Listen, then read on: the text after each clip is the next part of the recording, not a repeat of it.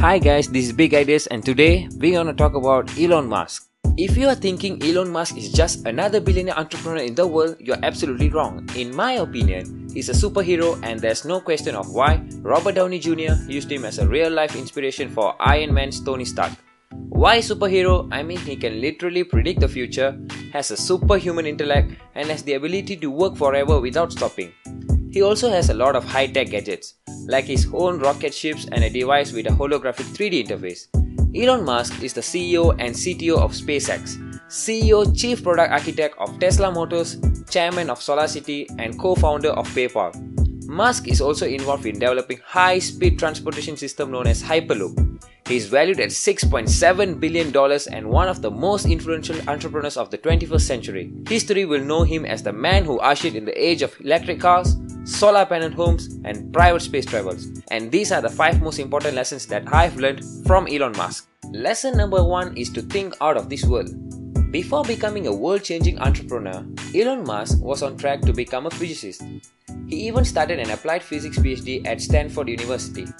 Being a dropout of that program, the field never stopped chasing him, and perhaps most crucially, it trained him in first principles thinking, a mode of inquiry that relentlessly pursues the foundations of a problem. He thinks that it is important to reason from first principle than an analogy. Let's put it this way. An analogy is the normal way we do things in our daily lives. Analogy is we are doing this because it's like something else that was done, or it is like what other people are doing. For instance, let's say you are the owner of a company manufacturing high quality speakers. You tend to look at the market and assign your employees to do some market research so that your company speakers can compete with the other speakers. The pricing, the materials used, and even the colors might be of the other speakers, and this is what you call analogy. You are just doing because you think that is how it should be done. However, first principle thinking has deep roots. First principle thinking is kind of a physics way of looking at the world. You boil things down to the most fundamental truths and say, what are we sure is true? And then reason out from there. With the first principle thinking, you will ask, what are the most important things my speakers need? What are the stock market value of the material constituents of those speakers? Which stock market should I choose to buy these materials? Instead of looking at the market all the time, focusing on your product and just working on it from the very basic will create a groundbreaking results. When Musk and his team were trying to estimate how much the first SpaceX rockets could cost, they could have just looked at the products on the market, but his team didn't settle for that analogy-based argument. Instead, they figured out what the necessary parts of a rocket and then found out how much the raw materials of those parts would cost. The result was SpaceX could build a rocket for about 2% of the typical price. Number 2 is to align your business with your highest purpose. One thing you will notice in Elon Musk's interviews is he never really brings up money or profits. He has a boatload of it, but money is not his main motivator. His businesses are built on something deeper. Actually, he didn't start SpaceX to make cash. He wanted to pave the way for space travel and colonization. He didn't start Tesla to make a quick money either. He wanted to prove to the world that electric cars could be slick, fast, and elegant.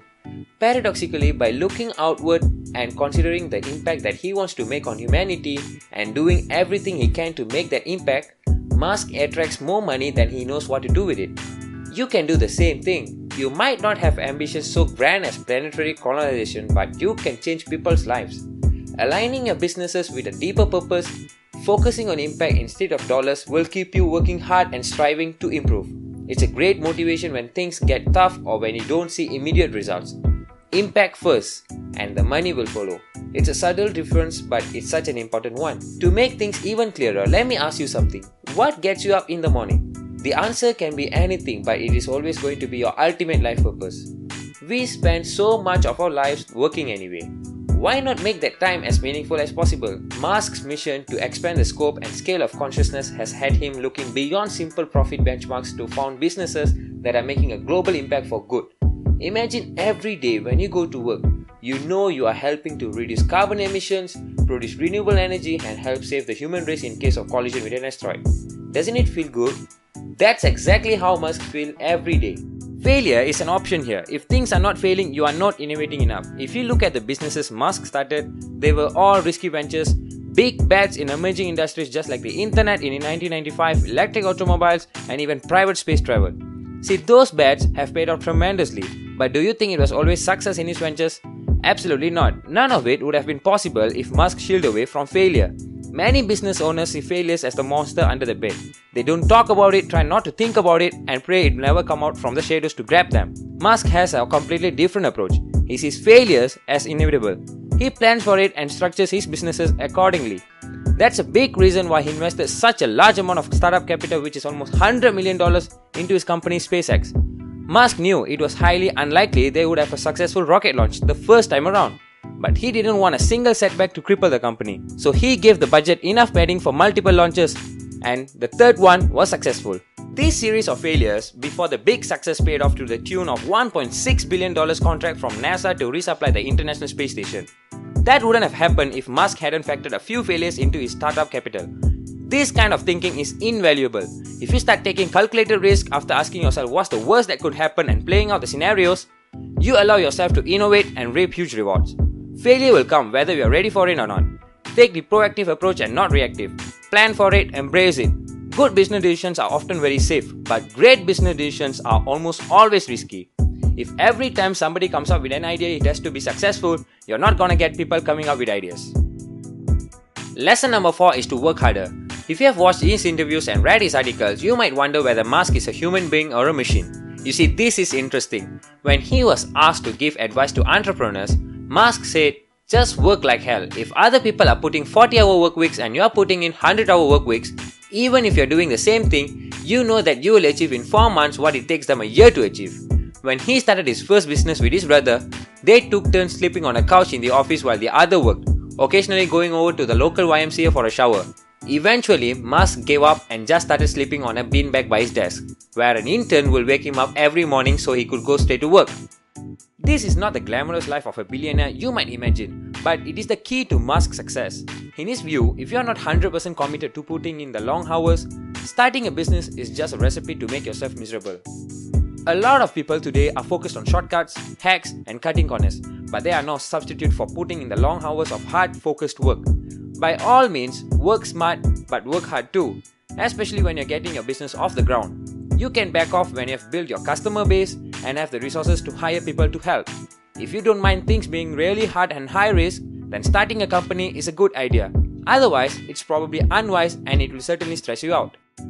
And the last one is to not multitask. He strongly recommends someone to just focus on one company and throw as many hours as you possibly can. Hustle from morning to night.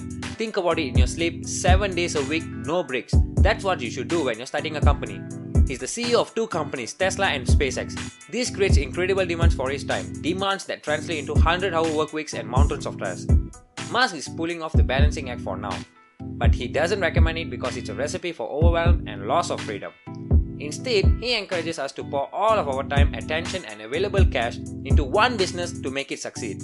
This might mean pivoting if you feel you have spread yourself too thin. What if you specialized instead of trying to serve multiple markets? What if you put your plans to develop a product on hold while you build a more stable income offering services? The concepts Musk used to achieve his incredible success are simple, but they require a ton of energy and undivided attention. He's splitting his time now running 2 companies and regretting it mostly.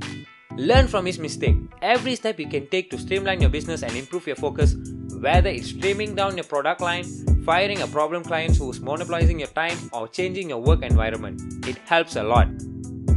Thanks for watching, guys. Click the like button if I should make more successful tip videos. I hope these lessons have added values into your life. If you want more inspiring ideas on being successful from all around the world, subscribe.